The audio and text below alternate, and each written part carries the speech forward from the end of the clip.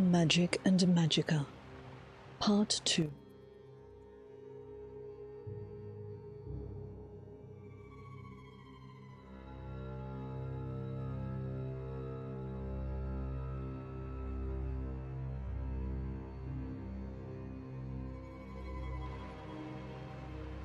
Magic from the Sky, Venerian Edition, by Zaroli Jarol. The ancient Ayleids believed that Nirn was comprised of 4 basic elements: earth, water, air, and light. And of these 4 elements, they believed the most sublime form of light was starlight. The stars are our links to the plane of Ethereal, the source of all magical power, and therefore light from the stars is the most potent and exalted of all magical powers. From time to time, fragments of Ethereal fall from the heavens. The people know these fragments as shooting stars, and from time to time, such ethereal fragments are found on Nirn. The most common varieties are known as meteoric iron. This metal is prized by armorers and enchanters for its properties of the forging of enchanted weapons and armors. This meteoric iron is also the primary component in Ayleid wells, ancient enchanted artifacts found throughout Cyrodiil. Another, rarer form of ethereal fragment is called meteoric glass. It is from such fragments that other rare Ayleid enchanted artifacts are crafted, namely Welkin stones and Vala stones. Ayleid wells are scattered across Cyrodiil's landscape. They remain a mystery as they are not associated with any known Ayleid cities or settlements. It is presumed that in some manner they harvested magical power from starlight. It's also suggested, without evidence or support, that they are located at the meeting points of ancient lines of magical power. However, modern arcane arts have discovered no perceptible evidence of such lines of power. Those with magical talents can draw Magicka from Ayleid wells to restore their own reservoirs of magic power. No ritual or arcane knowledge is necessary, suggesting that these wells were designed to serve persons not skilled in the magic arts. Once drained, the wells replenish again only at magical midnight.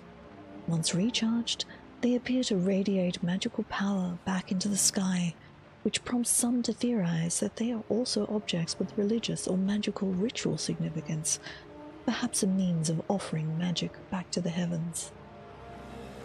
Welkin stones, in Aldmeris, Skystone, Heavenstone, or literally Sky Child, are pieces of cut and enhanced meteoric glass which apparently act as storage devices for magical power. A magical talent can restore his reservoirs of Magicka from such stones. Alas, the means of restoring power to those stones may have been lost with the Ayleids. Currently, these objects simply crumble to dust after they've been used. Great Welkin stones are exceptionally large pieces of enchanted meteoric glass. Scholars believe that at the heart of each ancient Ayleid city, a great Welkin stone was the source of the settlement's magical enchantments. It may be that these great stones were linked to the lesser stones, restoring and maintaining their power. In any case, research on these great Welkin stones is impossible, since all the known Ayleid ruins have been looted of their great stones, and no examples of these great stones are known to survive. Another rare enchanted item found in Ayleid ruins is called a Vala stone, in Aldmeris, Starstone. Vala stones are remarkably powerful, enabling untrained users to restore magical energy to any number of enchanted items. Because of their great value and utility, these items are also extremely rare, but since they are small and easily concealed, diligent explorers may still occasionally come across them in any Ayleid ruin. Ayleid wells, Welkin stones, and Vala stones. Consider these marvels of magical enchantment. Are we then to conclude that the Ayleids were a superior race and culture? Did they so exceed us in art and craft that they mock the feeble powers of second-era wizards? Never. The Ayleids were powerful, yes, and cunning, but they were neither good nor wise, and so they were struck down. Their works have passed from none, save for these rare and sparkling treasures. Their ancient cities are dark and empty, save for the grim revenants and the restless spirits condemned forever to walk the halls, keeping their melancholy vigils over bones and dust. On the Detachment of the Sheath from the Integument by Archprelate Fervidus Tharn. Though all given concavities or sheaths within the integument of the Arubis are necessarily contained by the Arubis, right-reaching dictates that a defined sheath may be detached from the integument by invocation of Menmoli. Upon intercourse with the Star Orphan, the beseeching ecclesiastic performs eversion of the organ of thought, an employment of the hurling disc that recapitulates the truth that the circle turned sideways is a tower. By same truth, twisting the enveloping sheath into the middle dawn, to the number of 17, brings it to the uptime and unplace. Eventualism, of course, predicts reabsorption upon depletion of the wheeling force, but the absence of duration may render even eventuality moot. Proposal: Schools of Magic by Gabrielle Benil, Daggerfall Mages Guild. As a former member of the faculty of the University of Gwilym, I take an interest in the matters of practical pedagogy, and I've spent the last 2 seasons reviewing our Mages Guild curricula for the instruction of beginning spellcasters. This body of work has accumulated gradually over several centuries, and as a result is somewhat haphazard and disorganized. After casting about for a model upon which to reorganize our teaching texts, I came upon the curriculum of the Shadowstool Academy in Morrowind, where they teach magic in 8 different disciplines. Though the divisions between disciplines or schools of magic are rather arbitrary, magic being an entirely mutable art, this classification of spellcasting into schools of magic has the advantage of providing students with a structure for easy comprehension of the basics of wizardry.